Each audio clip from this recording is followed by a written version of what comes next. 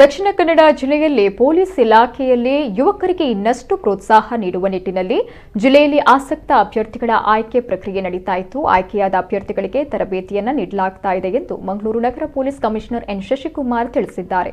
Police ಅಧಿಕಾರಿಯ ಹುದ್ದೆಗೆ ಆಸಕ್ತ ಅಭ್ಯರ್ಥಿಗಳಿಗೆ ಆಯ್ಕೆ ಹಾಗೂ ತರಬೇತಿ ಕಾರ್ಯಾಗಾರದ ಕುರಿತು ಅವರು ಮಾಧ್ಯಮಗಳಿಗೆ ಮಾಹಿತಿಯನ್ನು ನೀಡಿದರು. ಅಭ್ಯರ್ಥಿಗಳ ಆಯ್ಕೆ ವಿಚಾರದಲ್ಲಿ ದೈಹಿಕ ಪರೀಕ್ಷೆಯನ್ನ ಪ್ರಮುಖ ಅಂಶವಾಗಿ ಪರಿಗಣನೆಗೆ ತೆಗೆದುಕೊಳ್ಳಲಾಗುತ್ತೆ. ಪ್ರಾರಂಭದಲ್ಲಿ 100 ಆಸಕ್ತ ಅಭ್ಯರ್ಥಿಗಳಿಗಾಗಿ ಆಯ್ಕೆಗಾಗಿ ಅರ್ಜಿ ಆಹ್ವಾನ ಮಾಡಿತ್ತು. ಅಭ್ಯರ್ಥಿಗಳ ಆಸಕ್ತಿಯನ್ನು ನೋಡಿ 200 ಮಂದಿ ಅಭ್ಯರ್ಥಿಗಳ ಆಯ್ಕೆ ಪ್ರಕ್ರಿಯೆಗೆ ಇಲಾಖೆ ಮುಂದಾಗಿದೆ. ಮುಂದಿನ 3-4 ದಿನಗಳ ಒಳಗಾಗಿ ಆಯ್ಕೆಯಾದ ಅಭ್ಯರ್ಥಿಗಳಿಗೆ ತರಬೇತಿ ಕಾರ್ಯಾಗಾರ ಮಾಡಲಾಗುತ್ತೆ ಅಂತ ಹೇಳಿದರು. ಈ 11 ವರ್ಷದ ರಿಕ್ರೂಟ್ಮೆಂಟ್ ಅಲ್ಲಿ ಒಟ್ಟು 1400 ರಿಕ್ರೂಟ್ಮೆಂಟ್ ಆಗಿದೆ. ಅದರಲ್ಲಿ 68 ಜನ ಮಾತ್ರ ದಕ್ಷಿಣ ಕನ್ನಡ ಜಿಲ್ಲೆಯ ಮೂಲದವರು ಈ ಒಂದು ರಿಕ್ರೂಟ್ಮೆಂಟ್ ಪ್ರೋಸೆಸ್ ಅಲ್ಲಿ ಸೆಲೆಕ್ಷನ್ ಆಗಿದ್ದಾರೆ. ಹಂಗಾಗಿ ದಕ್ಷಿಣ ಕನ್ನಡ ಭಾಗದ ಒಂದು ಕಲ್ಚರ್ ಏನಿದೆ, ಭಾಷೆ ಏನಿದೆ, ಆಮೇಲೆ ಇಲ್ಲಿ ಸಮಸ್ಯೆಗಳು ಇಲ್ಲಿಗೆ ಒಂಥರ ನಿರ್ದಿಷ್ಟವಾಗಿರುವಂಥ ಸಮಸ್ಯೆಗಳು.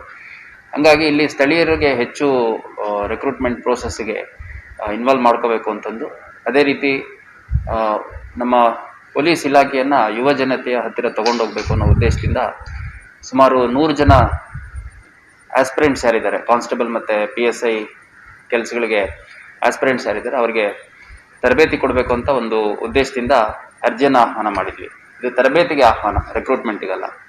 ಸೊ ಆ ಸಂದರ್ಭದಲ್ಲಿ ಸುಮಾರು 710ಕ್ಕೂ ಹೆಚ್ಚು ಜನ ನಮ್ಮಲ್ಲಿ ಅವರು ಇಚ್ಛೆಯನ್ನು ವ್ಯಕ್ತಪಡಿಸಿದರು. ಹಂಗಾಗಿ ಒಂದು ಸ್ಕ್ರೀನಿಂಗ್ ಟೆಸ್ಟ್ ಮಾಡಬೇಕು ಅಂತಂದು ಮಾಡಿದಾಗ ಎಲ್ಲ ಅರ್ಜಿದಾರರು ಕೂಡ ಅಪಿಯರ್ ಆಗಿದ್ರು ಆಲ್ಮೋಸ್ಟ್.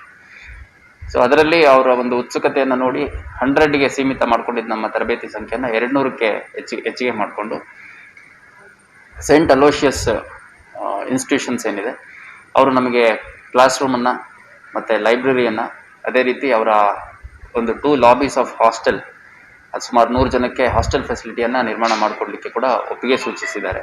ಸೊ ಅದರ ಹಿನ್ನೆಲೆಯಲ್ಲಿ ಈಗ ಒಟ್ಟು 200 ಜನ ಅಭ್ಯರ್ಥಿಗಳನ್ನು ಮೆರಿಟ್ ಲಿಸ್ಟ್ ಪ್ರಕಾರ ಕನ್ಸಿಡರ್ ಮಾಡಿಬಿಟ್ಟು ಅವರಿಗೆ ನೆಕ್ಸ್ಟ್ ತರಬೇತಿಗೆ ಮತ್ತು ತರಗತಿಗಳಿಗೆ ಅಟೆಂಡ್ ಆಗಲಿಕ್ಕೆ ಅವಕಾಶ ಮಾಡಿಕೊಡ್ಲಾಗುತ್ತೆ. ಇದರಲ್ಲಿ 2 ಬ್ಯಾಚಸ್ ಇರುತ್ತೆ. ಒಂದು 100 ಮೆಂಬರ್ಸ್ದು ಇನ್ ಹೌಸ್ ಇರುವಂಥದ್ದು, ಅಂದರೆ ಹಾಸ್ಟೆಲ್ಗಳಲ್ಲಿದ್ದು ರಾತ್ರಿ ವಾಸ್ತವ್ಯ ಮಾಡುವಂಥದ್ದು. ಇನ್ನು 100 ಜನ ಬೆಳಗ್ಗೆ ಬಂದು ಹೋಗುವಂಥದ್ದು. ಬಟ್ ಬೆಳಗ್ಗೆ ಬಂದು ಹೋಗೋರಿರಲಿ ಅಥವಾ ರಾತ್ರಿ ಅಲ್ಲೇ ಹಾಲ್ಟ್ ಆಗೋರಿರಲಿ, ಬೆಳಗ್ಗೆ 8 ಗಂಟೆಯಿಂದ ರಾತ್ರಿ 8 ಗಂಟೆವರೆಗೂ ಸುಮಾರು 12 ಗಂಟೆಗಳ ಕಾಲ ಕಂಟಿನ್ಯೂಸ್ ತರಗತಿ ಮತ್ತು ತರಬೇತಿ ಸ್ಟಡಿ ಅವರ್ಸ್ ಎಲ್ಲ ಇನ್ಕ್ಲೂಡ್ ಆಗುತ್ತೆ.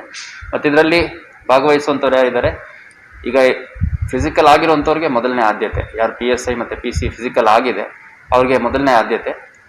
ಅದಿಲ್ಲದಿದ್ದರೆ ನೆಕ್ಸ್ಟು ನಮ್ಮ ಸಫಿಷಿಯೆಂಟ್ ನಂಬರ್ಸ್ ಅಷ್ಟಲ್ಲಿ ಬರಲಿಲ್ಲ ಅಂತಂದರೆ ನೆಕ್ಸ್ಟ್ ಹೈಟ್ ಒಂದು ಕ್ರೈಟೀರಿಯಾ ನಾವು ಇಟ್ಕೊಳ್ಳೇಬೇಕಾಗುತ್ತೆ. ಯಾಕಂದರೆ ಹೈಟ್ ಬದಲಾವಣೆ ಮಾಡಲಿಕ್ಕಾಗಲ್ಲ. ಇನ್ನು ಅವ್ರ ಫಿಸಿಕಲ್ ಎಬಿಲಿಟಿ, ಆಮೇಲೆ ಅವ್ರದ್ದು ಹೆಣ್ಮಕ್ಳಿಗೆ ವೆಯ್ಟ್ ಇಷ್ಟು ಇರಬೇಕು, ಸ್ವಲ್ಪ ಎಲ್ಲ ಬದಲಾವಣೆ ಮಾಡ್ಕೊಳ್ಲಿಕ್ಕೆ ಅವಕಾಶ ಇರುತ್ತೆ. ಆದರೆ ಹೈಟು ಬದಲಾವಣೆ ಮಾಡ್ಕೊಳ್ಳಿಕ್ಕೆ ಅವಕಾಶ ಇರಲ್ಲ. ಹಂಗಾಗಿ ಯಾರು ಮಹಿಳೆಯರಿದ್ದಾರೆ 157 ಸೆಂಟಿಮೀಟರ್, ಪುರುಷರಿಗೆ 168 ಸೆಂಟಿಮೀಟರ್, ಅದೊಂದು ಹೈಟ್ ಕ್ರೈಟೀರಿಯಾ ಪಕ್ಕಾ ಫಾಲೋ ಮಾಡಲಾಗುತ್ತೆ. ಯಾರಿಗೆ ಅಂತಂದರೆ ಯಾರು ಫಿಸಿಕಲ್ ಆಗಿರಲ್ಲ ಬಟ್ ಸ್ಟಿಲ್ ನಮ್ಮ ಸೆಲೆಕ್ಷನ್ ಪ್ರೋಸೆಸ್ಸಲ್ಲಿ ಬರ್ತಾರೆ ಅನ್ನುವಂಥದ್ದು. ಮತ್ತು ದಕ್ಷಿಣ ಕನ್ನಡ ಜಿಲ್ಲೆಯವರಿಗೆ ಮೊದಲನೇ ಆದ್ಯತೆ ಇರುತ್ತೆ.